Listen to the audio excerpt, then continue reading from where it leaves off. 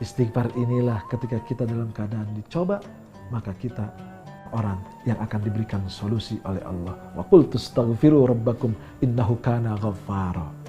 Katakanlah istighfar kepada Allah.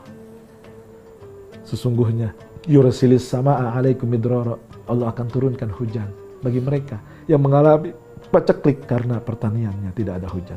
Wa yumdidkum bi amwalin, dan akan dilipat gandakan hartanya. Kalau kita punya masalah keuangan, Allah ketika kita beristighfar akan melihat kita. Ini ayat Quran. Ketika kita beristighfar dalam keadaan cobaan, cobaan tidak punya uang, cobaan banyak hutang, kita beristighfar, yakin akan diselesaikan urusan utang kita. Wa yumdidkum bi amwalin wa banina, dan orang-orang yang diuji kalau tidak punya anak, maka akan diberikan anak. Dan ketika kita diberikan oleh Allah istighfar di dalam hati, bukan hanya di dalam lisan, istighfar dalam hati, kita senantiasa beristighfar, hati kita akan diberikan ketenangan dari solusi-solusi masalah kita. Tapi sayang 1000 sayang, sekali lagi banyak yang terjadi, orang-orang lebih senang untuk membaca WA-nya, untuk membuka statusnya, untuk melihat handphonenya, daripada harus memutar tasbih, daripada harus membaca istighfar, daripada harus berkeluh kesah kepada Allah terhadap masalahnya. Dia ingin masalahnya diselesaikan, dia pengen masalahnya buru-buru hilang, tapi perbuatannya bukan malah menginginkan masalahnya hilang, tapi bertambah. Yang ketiga, ketika kita ingin mendapatkan surga dari pintu manapun yang diinginkan, kata baginda Nabi adalah wasa'a fastaghfara. Tatkala dia melakukan perbuatan buruk, dia melakukan maksiat, dia melakukan kesalahan dan dosa, buru-buru istighfar.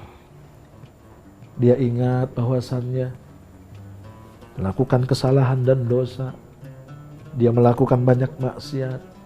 Apalagi anak-anak muda zaman sekarang, walaupun kalian dikatakan masih lama untuk mati, tapi kalian sudah sewajarnya untuk dekat dengan Allah terhadap kesalahan-kesalahan kalian. Ingat wahai anak muda, Allah suka kepada orang tua yang bertaubat, yang beramal soleh dan beribadah. Tapi Allah jauh lebih cinta dan senang kepada anak-anak muda yang banyak melakukan ibadah. Tatkala dia dosa, dia buru-buru bertaubat. Jangan nganggap kecil, brother. Ya, jangan nganggap kecil kesalahan. Jangan nganggap kecil kekhilafan. Ini kagak banyak dosa, bahkan melakukan jamaah. Sekarang lagi tren namanya gibah berjamaah. Waduh, itu kesalahan yang berjamaah, kesalahan yang luar biasa. Ngomongin orang, itu lagi tren di kalangan anak muda. Terus bully-bulian di status media. Terus caci-cacian, ledek-ledekan. Memang ringan dilakukan, tetapi sesungguhnya itu adalah dosa yang sangat berat. Allah tidak akan mengampuni kita, Allah tidak akan memaafkan kita kalau kita belum meminta maaf kepada orang yang kita bully, kepada orang yang kita caci, kepada orang yang kita maki, kepada orang yang kita gibahi. Ustaz, ya itu kan cuman kesalahan lisan. Apalagi cuman kesalahan lisan. Mohon maaf lahir batin. Kalau kita minum alkohol, kita berjudi, kita berzina, istighfar kepada Allah, memohon ampun kepada Allah, itu akan dimaafkan. Itu akan diampuni. Tetapi tatkala kita memberikan kata yang tidak baik kepada orang lain, cacian kepada orang lain, makian kepada orang lain, kita gibah, jangankan salahnya, benarnya akan menjadi dosa, salahnya akan menjadi fitnah. Dan ini tidak disadari oleh kita. Banyak orang-orang yang senang dengan dosa-dosa seperti ini. Maka kata Imam Syaukani bahwasannya lisanlah paling banyak yang melakukan kesalahan dan dosa. Kalau kita orang-orang yang masih cinta kepada Allah, ingin mendapatkan pujian dari Allah, maka lisan ini harus banyak memuji kepada Allah. Ya Allah, kemarin saya banyak dosa dengan lisan saya. Izinkan hari ini dan selanjutnya untuk mendapatkan kebaikan, untuk mengeluarkan kebaikan dengan lisan kami. Kalau kita sudah baik lisan, maka hati pun akan ikut baik. Kalau hati sudah baik, maka pikiran akan baik, seluruh tubuh akan baik. Dan disitulah nanti jiwa kita menjadi pribadi yang baik, yang disenangi orang lain.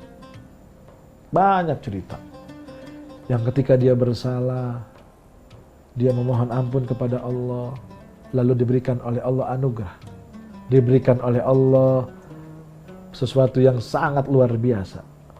Akhirnya menjadi pribadi yang kaya, pribadi yang luar biasa. Dan orang-orang yang beristighfar, orang-orang yang meminta ampun kepada Allah dalam taubatnya, dialah pribadi yang disenangi oleh baginda Nabi besar Muhammad SAW. Kata baginda Nabi, mukmin yang baik bukan yang tidak pernah salah, tetapi mukmin yang baik tidak melakukan kesalahan 2 kali. Kalau kita pernah melakukan kesalahan, jangan diulangi. Kalau kita pernah melakukan kemaksiatan, jangan dicoba lagi. Kalau kita punya dosa, jangan pernah dilakukan terus-menerus, karena akan menjadi dosa yang sangat besar. Las saghair illa bil istimrar, walal kabair illa bil istighfar. Kata baginda Nabi, las saghair illa bil istimrar. Tidak akan menjadi dosa kecil kalau terus-terusan dilakukan. Dan dosa besar akan menjadi kecil illa bil istighfar, kalau dia membaca istighfar. Kita orang-orang yang banyak dosa, orang-orang yang banyak salah. Maka kembalilah, tubu ilallahi taubatan nasuha. Kembali kepada Allah dengan taubat yang sebenar-benarnya. Apa? Mengucap istighfar, beribadah, sholat tepat waktu. Jangan tinggalkan sholat 5 waktu. Dan yang kedua, ya kita baik dengan orang tua, baik dengan tetangga. Jangan lagi melakukan dosa-dosa berjamaah seperti tadi. Karena pada dasarnya manusia adalah tempatnya salah. Al-insanu mahalul khata' wan nisyan. Manusia tempatnya salah dan dosa. Maka jadilah pribadi-pribadi muslim, pribadi-pribadi mukmin yang seperti kupu-kupu. Ketika menjadi lalat, ketika menjadi ulat, dia sangat menyeramkan. Takut kita dengan ulat. Tetapi ketika ulat itu sudah berubah, maka akan menjadi kupu-kupu. Mukmin pun sama. Ketika kita ahli maksiat, orang gak demen sama kita, orang gak seneng.